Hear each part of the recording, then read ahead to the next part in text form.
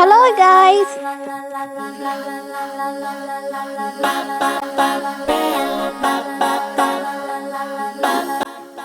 வணக்கம் ஃப்ரெண்ட்ஸ். இந்த வீடியோவில் நம்ம என்ன பார்க்க போகிறோன்னா, நம்மளுடைய டெரஸ் கார்டனை கூலாக்க போகிறோம். அதாவது சம்மர் வர போகிறதுனால ஷேட் நெட் போட்டு நம்ம கூலாக வச்சுக்கலாம் அப்படின்னு. ஷேட் நெட் போட்டு நம்ம டெரஸை மட்டும் இல்லை, நம்ம கீழே இருக்கிற நம்மளுக்குமே கொஞ்சம் கூலிங்காக இருக்கும். அதுக்காக வேண்டி தான் மெயினாக இந்த சம்மரில் டெரஸ் கார்டனில் க்ரீன் நெட் போடலான்னு ரெடி பண்ணிகிட்ருக்கோம். ஸோ அதோடு சேர்த்து அப்படியே ஒரு கண்ட்ரஸ்டி பொம்மையும் தொங்க போடலாம் அப்படின்னு.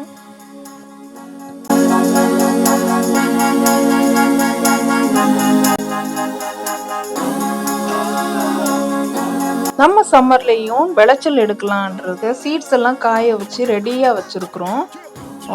பார்த்தீங்கன்னா சொரக்காய், இது வந்து அவரைக்காய், அப்புறம் கத்திரிக்காய், 2 வெரைட்டி ஆஃப் கத்திரிக்காய், ஒரு வெண்டைக்காவும் காய வச்சுருக்கிறேன்.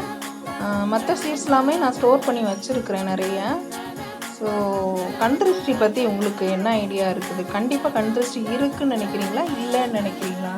கண்ட்ரிஸ்டின்னு ஒன்று எனக்கு சில அனுபவத்தில் கண்டிப்பாக இருக்குது. இதுக்கு முன்னாடி வரைக்கும் எனக்கு அதில் ஐடியா இல்லை. ஆனால் ஒன்ஸ் அப்பான் எ டைம் எனக்கு ஒரு எக்ஸ்பீரியன்ஸ் ஆச்சு. நம்ம டெரஸில் ஒரு பந்தல் கொடி போட்டிருந்தோம்ல, அந்த பந்தல் கொடியை பர்டிகுலர் ஒரு நபர் நல்லா பார்த்து கண்ட்ரிஸ்டி ஆனதுனால சுத்தமாக பட்டு போச்சு. ஸோ அதில் இருந்து எனக்கு கண்ட்ரிஸ்டி மேலே ஒரு நம்பிக்கை இருக்குது. ஸோ எப்போவோ நம்ம டெரஸை அழகுபடுத்துகிறப்ப ஒரு கண்ட்ரிஸ்டி பொம்மையும் சேர்த்து வாங்கி போட்டுக்கலான்னு முடிவு பண்ணியிருக்கிறேன்.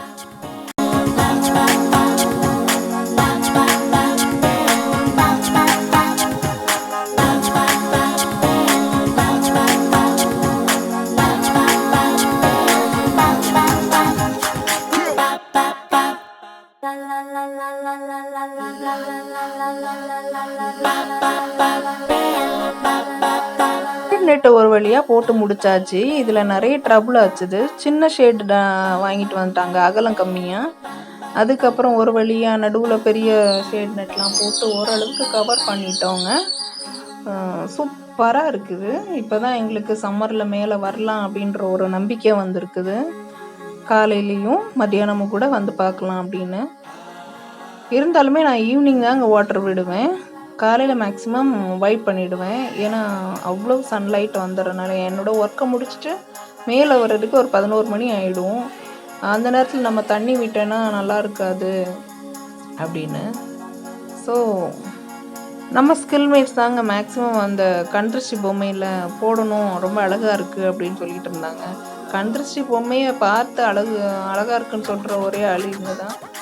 ஸோ நம்ம டெரஸில் பாம்பு வந்ததுனால அவங்க நிறைய சீடிஸ்லாம் தொங்க போடலாம். அது வந்து வராதுன்னு கைத்தட்டுற கொஞ்சம் ஷேக்கிங்காக இருக்கிறதுனால கொஞ்சம் பயப்படும் அப்படின்னு நினச்சிட்டு சீடிஸ்லாம் கட்டிகிட்டு இருக்கிறாங்க ஸ்கில்மேட்ஸ்.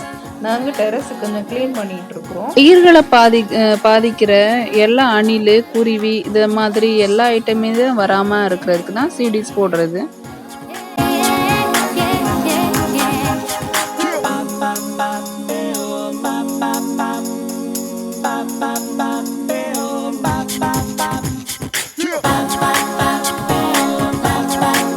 டெரஸில் வச்சுருந்த சிமெண்ட்டு, அதாவது ஒரு பாத்தி மாதிரி இப்போ கட்டி இருந்ததில்ல, அந்த தொட்டியில் வளர்ந்த மாதுளை செடி தான் இதுங்க.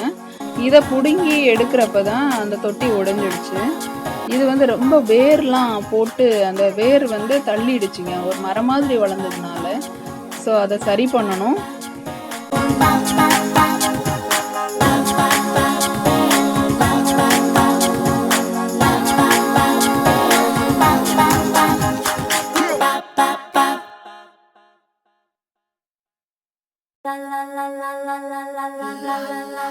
இதோடு சேர்த்து தொட்டியையும் கரெக்ட் பண்ணணும். சிமெண்ட் வாங்கி அதை செட் பண்ணணும்.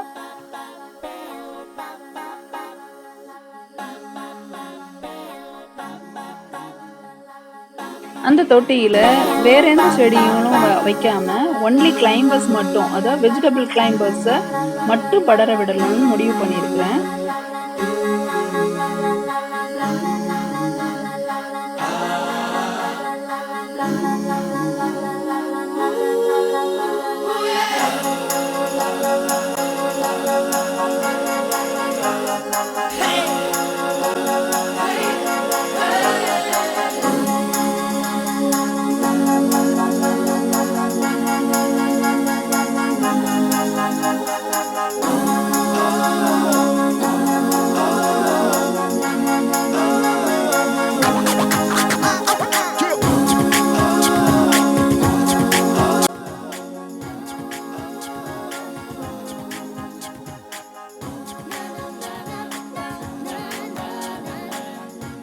இதுக்கு முன்னாடியும் க்ரீன் நெட் போட்டிருக்குறோம், அதாவது ஷேட் நெட்டு போட்டிருக்கப்ப மேலே கம்பியெல்லாம் போட்டு அந்த கம்பி வந்து க்ரீன் நெட்டை இழுத்து நம்ம காற்றுல ஆடுறப்ப இழுத்து நிறைய பிச்சு டேமேஜ் ஆகிருக்குது. ஸோ எல்லா கம்பியையும் நாங்கள் செகண்ட் ஃப்ளோர் மாதிரி, அதாவது 2வது ஃப்ரேம் இருக்குது இல்லைங்க, அந்த இதில் நம்ம கிளைம்பர்ஸ் படுறதுக்கு பந்தல் படுற மாதிரி செட் பண்ணிட்டோம். ஸோ கிளியராக இந்த வாட்டி செட் பண்ணி வச்சுருக்குறோம். அடுத்து இங்கே பாருங்கள், டேஃபடைல் ஒரு க்ரீன் பாம்பு மாதிரி ஃப்ளவர் மட்டும் எந்திரிச்சு பார்க்குது.